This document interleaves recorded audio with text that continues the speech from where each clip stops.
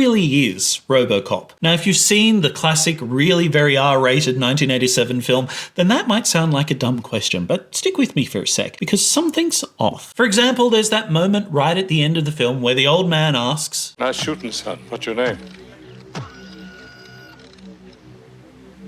"Murphy." And that's the ending. The music swells, the old man smiles, the credits are basically already rolling, and what a victory. A man who has been struggling to remember who he is for almost 2 hours does, despite what OCP has done to him. He's Murphy. He was Murphy all along. There it is. But we're philosophers here on the channel, you and I, and we know at this point to refuse the easy answer and to ask rude questions like, what exactly just answered that question? Because the thing that just said it's Murphy is 7 feet of titanium with a man's face grafted onto the front of it. Is that Alex Murphy, a person who somehow survived being murdered, dying and being rebuilt? Or is it a machine that has learned to say a dead man's name? Or is it some third thing, a weird hybrid, a cyborg wearing Murphy a little bit like a costume? The film ends on a man saying his own name, and the trouble is that the man named has been dead since about the half-hour mark. And before you decide that's a problem that only a robot could have, here's my annoying philosopher's argument. Now, if you've watched our other videos on RoboCop, or really any of the ones on They Live or Videodrome or all the other 80s classics, we have been on a bit of a tear recently, then maybe you know what's coming. Because maybe it isn't just RoboCop. Maybe, quietly, over the decades since RoboCop was released on the streets to keep citizens safe using as much ammo as possible, maybe we've all been rebuilt too. So let's try and find out on this episode of Philosophical Film Club.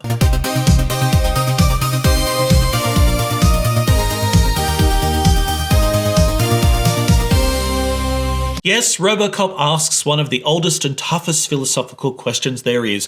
What are we? And are we the same thing as we were the day before? Are we just our memories, or our bodies, or something more? And yes, I realise that that's 3 questions, not 1, but that basically is philosophers for you. Now, for anyone who hasn't seen the film in a while, or who only knows it as the one with the metal cop, well then, close this video immediately and watch RoboCop, the 1987 version, of course, not the horrible, horrible remake. That would be a whole nother video. But in lieu of that, here's the shape of the film. We're in Detroit. It's the near future, and society is kind of falling apart. Officer Alex Murphy transfers into a precinct so overrun by crime that the police have been handed off to a corporation, OCP.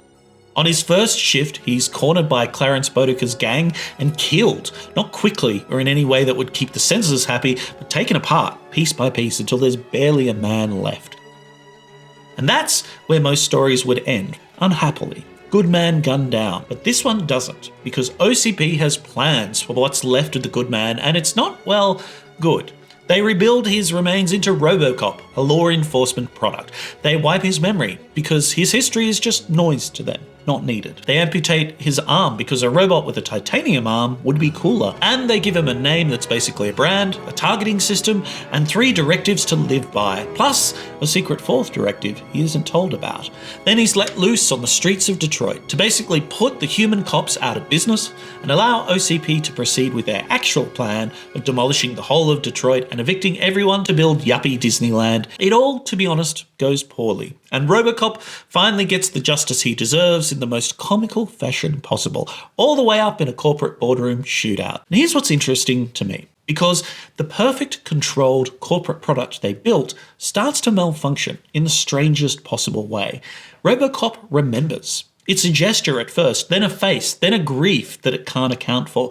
The product starts insisting that it used to be a person, and the rest of the film is the argument about whether it's right, you know, in between the killings. And that brings me back to the original question. Who is RoboCop? What is RoboCop, even? And I think there are 3 answers that the film subtly offers us, and then smartly refuses to tell us which one is the right door to go through. Firstly, there's the easy one. He's Murphy. The man survived the machine. The soul outlasts the hardware. It's the comforting one, and it's almost certainly too simple, because we watched them scoop out what was left of him into a lab and wipe him. We watched the real Alex Murphy die. And then there's the slightly harder, slightly meaner answer, that he's not Murphy. That Murphy died on that warehouse floor. End of story. And what's walking around is a very good machine running a dead man's data, believing it's him, like a ghostly image left on a video cassette that's been wiped and recorded over too many times. But also, I think that answer is too simple too, because a recording doesn't grieve, and this thing does. And then there's the third answer, the complicated answer, that he is what happens when a person is broken, wiped, rebuilt, and then starts coming back anyway, in pieces, under pressure, into a shape that isn't the old one, but something kind of new and weirder. And finally, I want to get at what RoboCop and the puzzle of his identity says about us today, because I suspect it isn't the future. I think we all might be RoboCops right now. But before we get to all that, we have to ask, what even is a person anyway? Now, philosophy has been chewing on this particular problem, robot cops reanimated by evil corporations for about 300 years now. And I don't really want to turn this video into a philosophy seminar because RoboCop is fun. So I'll keep it quick. John Locke, famous philosopher and our contender in the blue corner for round one, said you're the same person as long as your memory reaches back. That basically the self runs as far back as you can remember, which is a bit of a problem. Because many of us don't remember stuff like whole parts of our childhood, and yet there is a meaningful way in which we are that person. Or what about amnesia, temporary or permanent, or that memento guy, or a dozen other situations in which memory is perhaps not a good guide to who or what we truly are. Then the philosopher Derek Parfit came along in the red corner and said, careful, maybe there's no deep magic essence in there that's simply present or simply gone. Maybe there's just continuity, more or less of it, memory and character and intention trailing behind you like the wake of a boat. So maybe we just shed memories like a skin and are completely different things, one day after another. It is frankly confusing, and philosophers have been arguing about the nature and the meaning of memory forever. We're not going to get to the bottom of that particular debate today. And if you like lots of arguments and confusing debates, please take a moment to like, hype, and subscribe. It really helps the channel, and there's more of this content on Patreon too. But what about RoboCop? What about reading the film on its own terms? Well, it's interesting because, as I've said, it doesn't let us neatly take one of the three answers I spoke about. It actually shows us RoboCop, who may be Murphy, being assembled and programmed, having memories wiped, but also potentially having memories implanted or altered. After all, when he's activated, he just knows how to use all of his crazy cool toys. We see him shooting perfectly at the range, for example, and that requires memory. That requires learning. So maybe, implicitly, a lot of what RoboCop is has been implanted. Not just programmed, but manufactured, like the memories in Blade Runner. And the idea of being assembled is interesting when we think about it in terms of identity too, because this puzzle goes all the way back to Plutarch, writing about the Athenian hero Theseus. The story goes that the Athenians kept Theseus's ship in the harbour as a memorial. And over the years, as the timbers rotted, they replaced them one plank at a time, a new board for every old one, until eventually not a single original piece of wood remained. And the question Plutarch leaves us with is simple and yet maddening. Is it still the same ship? It's got the same name on the paperwork, sure, but every part has been swapped. So where did the original go? Exactly. And at what point did it stop being Theseus's ship? And if it never stopped, then what is the ship's identity even made of, given that there's nothing physical left of the thing that it started as? And we could ask the same question of Murphy too. At what point did he stop being Murphy and start being RoboCop, if at all? But the philosopher Thomas Hobbes saw a way to make it even worse. Suppose, he said, that someone had been following along behind the repair crew this whole time, quietly collecting every rotten plank they threw away. And suppose that person took all of those original timbers, retreated them with epoxy or the Hobbesian equivalent, whatever, and built a second ship out of them. Now you've got two ships, one that sat in the harbour the whole time, continuous, same place, same name, but not one original part left in it, and another built entirely from authentic original wood, but assembled somewhere else later by someone else. So which one is Theseus's ship? The one with the unbroken history, or the one with the original body? So Murphy isn't really one ship or the other. He's kind of like the dock with nobody standing on it. Both claims point straight at him. The unbroken thread on one side, the original timber on the other, at least a part of it, and there's simply no clerk to rule between them. Because the corporation that did all of this rebuilding is the same one that burned all the records and doesn't really care about his identity. And so RoboCop, when you think about it in those terms, is kind of even worse than the old riddle ever was. Theseus's ship at least had the luxury of an audience. It had a whole harbour full of Athenians who could stand around arguing about it, pointing at the planks and remembering how it used to look. The ship itself never had to worry about the answer. It just sat there and let everybody else do the philosophy. Must be nice. But Murphy doesn't get that. He's the first version of the puzzle that has to solve itself while the film is still happening, with most of the evidence already gone or hard to find. And what I find genuinely remarkable about the film is that it doesn't treat this as a tragedy of subtraction. A man, with pieces missing, sadly less than he was. It treats it as a process. Something is being built here, not just lost. The Murphy that comes back isn't the Murphy that died, and I think the film knows that in some way, and it's not interested in pretending otherwise most of the time. It's interested in the stranger thing, that out of the corporate salvage and wiped memory and a borrowed gun trick, a self starts to reassemble itself anyway. It's partial, it's secondhand, it's grieving, and yet it's somehow unmistakably him. The question that the film is really asking isn't something like, is this still the same shit? It's weirder. It's, what is it exactly that's doing all of this reassembly and finding itself? So really what we're arguing about here philosophically is what constitutes a person. And memory is one of the classic philosophical answers, and it doesn't quite work and it has all of its problems. However, the true villain of this film, OCP, has a view on what a person is too. Now, in our other view about RoboCop, I talked a lot about the structural conditions within the film and how the big bad corporation views people as things to be owned, exploited, and ultimately eliminated so that capital can go on endlessly and frictionlessly replicating itself, right? But let's leave that aside for a minute and let's ask less a political philosophy question and more a metaphysical philosophy question. What does OCP think a person is? Because they have a theory. It's just a very bad one. And here's their theory. A person is a function. A person is a bundle of behaviours that you can specify, wipe, and reinstall. You can take the raw material, the hardware, a dead cop, legally signed over, no longer anybody, and you can boot it clean. No history because history is just noise and pointless, doesn't matter. No name because the name is just a label on a product. You give them a new one.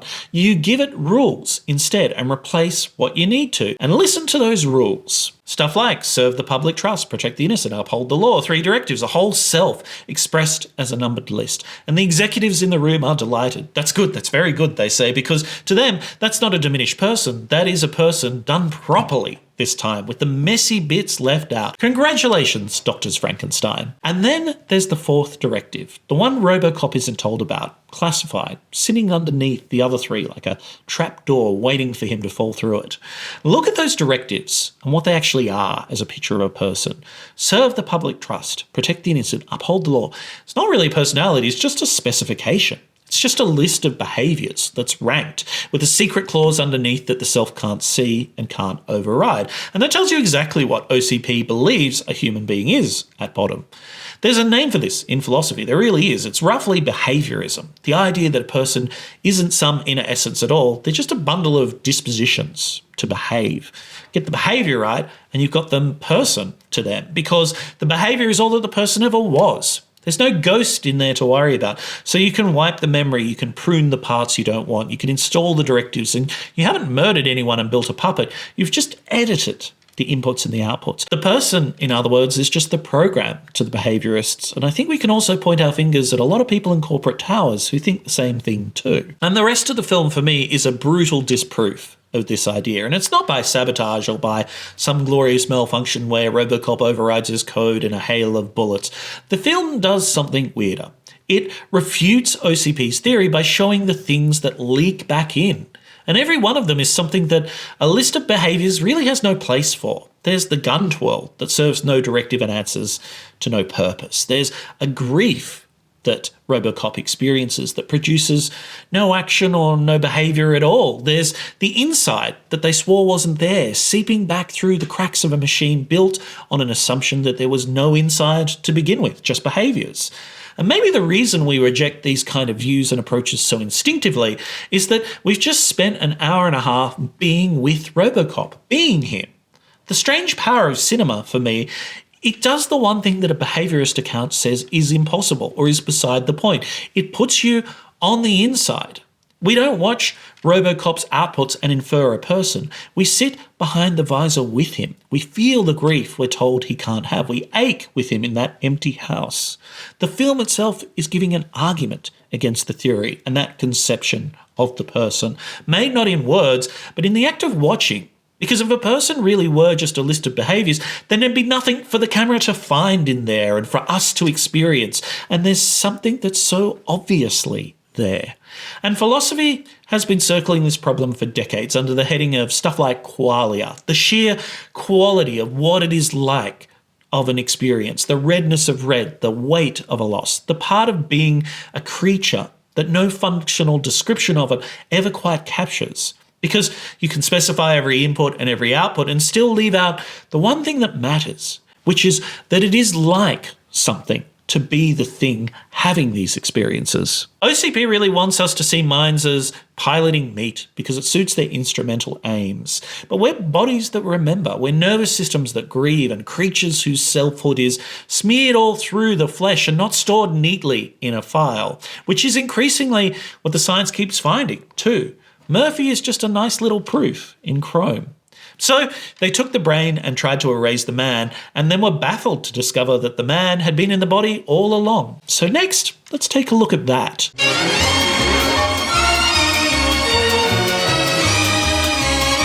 We know that something is wrong almost immediately in a nice little cinematic flourish. I mentioned it before, it's that twirl of the gun. Murphy, when first caught doing it, explains, "Pretty fancy moves, Murphy." Yeah, well, my son Jimmy watches this cop show, TJ Laser, and this laser guy does this every time he takes down a bad guy, so naturally my kid thinks every good cop should be... And you don't want to disappoint him. Yeah, well, role models can be very important to a boy. 216, third mall. Proceed to Gans Pharmaceutical Company on blind. Assist unit 229. Okay, I get a kick out of it. and here's RoboCop concluding another successful shootout. It's our first hint of something unconscious or buried. This flashy, completely unnecessary, slightly ridiculous TV flourish. Nobody programmed it. It's not in the directives. It is pure Murphy. Now think about what that means for the question of who he is. The self that OCP couldn't wipe didn't come back as a memory or a fact or a name, in the first instance at least. A lot of that RoboCop has to discover for himself from external sources, and there's debate to be had about whether he might be taking that external persona on rather than rediscovering it within himself, except for that pesky gun twirl. It came back through his hands, through the body remembering something that the mind had been emptied of. The philosopher Maurice Merleau-Ponty had a phrase for this, that the body has its own knowledge, that we are our own bodies before we are our explanations, that you know it in your hands and your hips and in your habits long before you can say what you know. Sure, the mind is wiped clean, but the hand still spins the gun in that particular way. And hold on, because this all gets a little stranger too. That gesture, the most him thing about him, the thing that survives the erasure, that was borrowed too. He learned that off a television show. He copied a fictional cop to perform it for a real little boy, and he did it so many times that it sank into his body and it became his. So the deepest, most personal, most unwipeable piece of Alex Murphy is a move he got from somewhere else and that he practiced and that he now wears because it became true. Which, and here's where you come in, is most of you, isn't it? It's the way you talk. It's the things you always say. It's how you hold this or that. It's how you move. It's the gesture that you swear is just you. You learned it all somewhere. Your language, you learned it off a parent or a friend or a show or a feed or something. And then you practiced it or you did it enough times that it stopped feeling like something that owned or belonged to somebody else and was just you. You did it without thinking. You did it almost unconsciously, dare we say.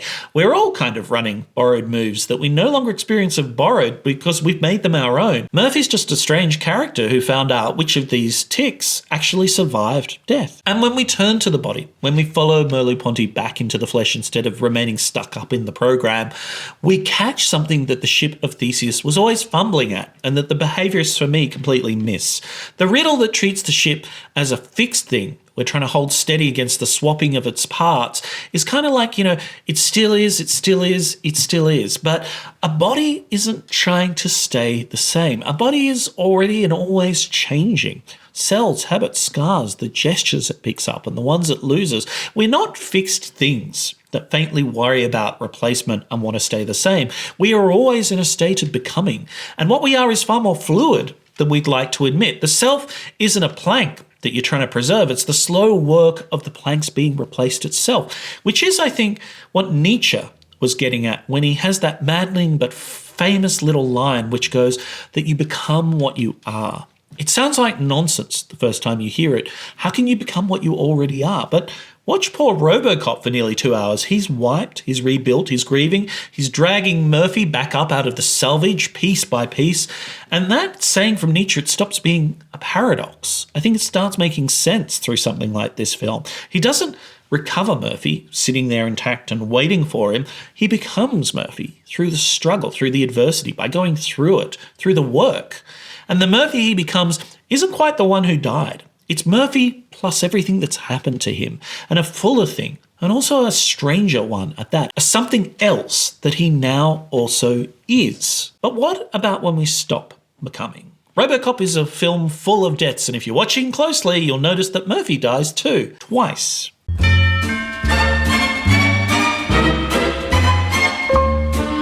Now, the film kills Murphy twice. And the second death is the one that actually threatens him, which is strange because we've just spent 10 minutes saying that the self is a thing that becomes, that is never finished, that is always mid-replacement. Death is where the becoming is supposed to stop. So watch how the film stops it twice, in two completely different ways. The first death is Boudicca's gang in the steel mill, and it's almost unwatchable, which I think Verhoeven absolutely intends. They don't so much shoot Murphy as take him apart piece by piece until there's barely a man left to bury. But the second death is quieter, and it happens on a lab table, under fluorescent light, done by people in clean coats holding clipboards. Can you understand what I'm saying? It doesn't matter. We're going to blank his memory anyway. Well, I think we should lose the arm. What do you think, Johnson? Well, he signed the release forms when he joined the force. He's legally dead. We can do pretty much what we want to. The first death took his body, but the second one took everything his body meant. Look at what that sentence does to him. It lifts him out of a world where he was a husband, a father, a partner, a man somebody would grieve, and files him into a world where he's just available material. Boudicca killed the man, but OCP killed the meaning. And that second death is the deeper one, given I think everything we've been talking about, because the self isn't stored in one place. It's held in the body, in habits, in memory, and in other people too. In the memories of other people too, in what Proust contemplates as their countenance, the way we see them, which becomes implicitly them, and through reaction who they are too, their place in the world. Kill the body, and there might still be a thread to follow back, but sever him from everyone who held a piece of him, stamp him legally dead, open a fresh page in the company's name, and you've cut every one of those threads at once. So the question the film is really asking, I know I've rephrased it a few times here, but it's interesting, it changes and twists. It isn't whether he can survive being shot, it's this. If every door you'd normally come back through to be yourself has been bricked up, where could a person even come back from? Well, he comes back through the gaze of someone else, which if you know me is the most philosophical way of all. Murphy, it's you. Lewis, his partner from before, looks at this 7-foot machine the whole city sees as a product or a robot, and she just says, Murphy, it's you. She recognises him before he can even recognise himself. And that's the thing OCP's theory of the person, a lot of theories of personhood, if I'm being honest, have no room for at all. Their idea, remember, was that a self is a program, a behaviour you specify or wipe or reinstall or whatever. But you cannot program being known by people. You can't install the fact that someone out there kept your place set at the table for you. Part of who we are isn't inside of us at all. It's held in trust by the people around us who refuse to stop seeing us or who care for us. Murphy starts becoming Murphy again, not because of a certain file that was restored or because he does that data spike thing and finds out his name, but because Lewis keeps calling him by his name and treating him as a person until something inside him answers to it. We are in part whomever the people around us care and who care for us insist that we still are. And then there's the scene the whole film turns on for me. And it's so quiet we could almost miss it. I've talked about it in our other video on RoboCop, but it's really worth revisiting. He goes back to where he used to live. The house is empty, the family's long gone, and the rooms are stripped bare, and he walks through it, and he gets these flashes, a wife, a son, a hand on his face, and he reaches for them, and they dissolve. There's barely a word in this scene. And later RoboCop puts it in the only words he has. He tells Lewis, I can feel them. But I can't remember them. and I think for me that line quietly and artistically demolishes 300 years of philosophy. Because Locke said that you're your memory, that's what you are, the self that reaches back exactly as far as you can recall and no further. By that rule, Murphy is simply gone. He can't recall a thing, really, and yet something is plainly there. He can feel them. There's an ache where the whole world used to be, a grief that knows it's a grief without knowing what it grieves. It isn't amnesia, exactly, because in amnesia the feeling and the absence would be forgotten too. Instead, this is a man who lost the world and who kept the shape of it, the wound of it, in a way. And this is the exact thing that behaviourists and memory merchants walk straight past. And it's what we're circling around when we talked about the body or qualia. You can call it qualia, you can call it the felt inside of a life. It's the relationship web. It's the part that no list of behaviours and no archive of facts can hold about us, because it's neither a behaviour nor a fact. It's relational. It's what it's like to be him. It's the most human, most open-hearted thing in a film that is ostensibly all titanium and guns and explosions. The film's creators ultimately are romantics. But what about us?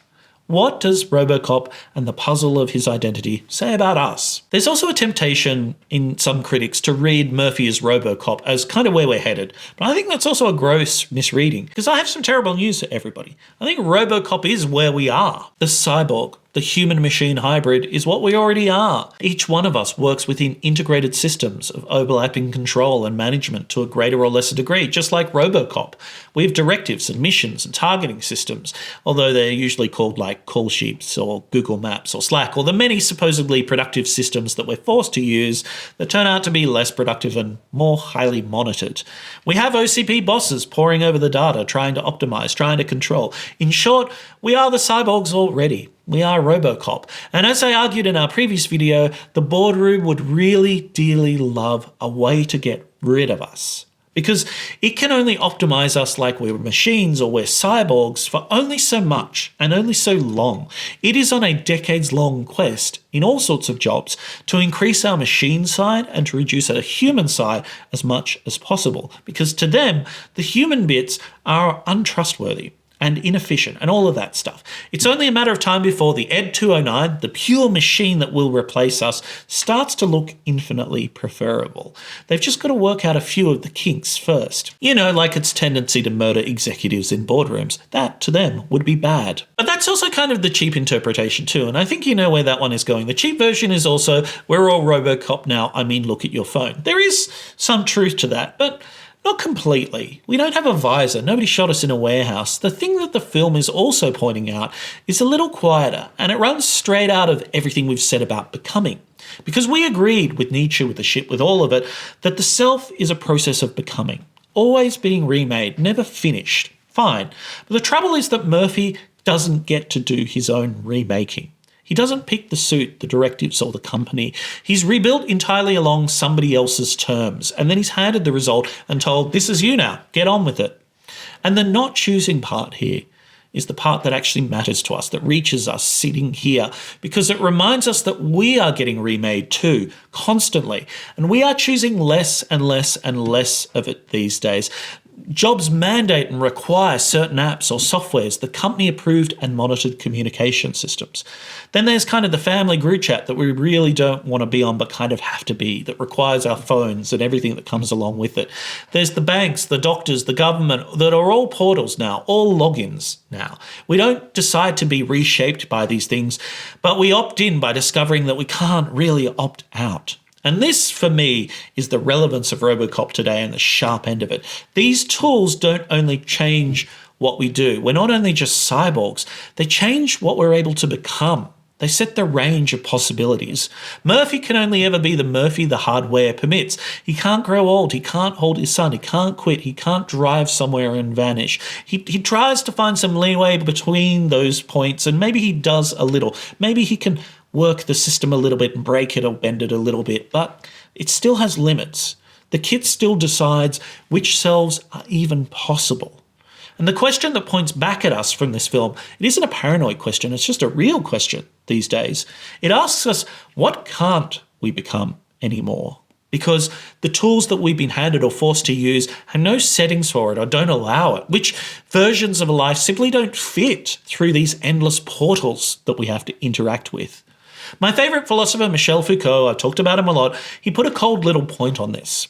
Institutions, he said, don't only stop us doing things, they also produce the very categories and the very selves that we become recognisable through and that mediate our possibilities.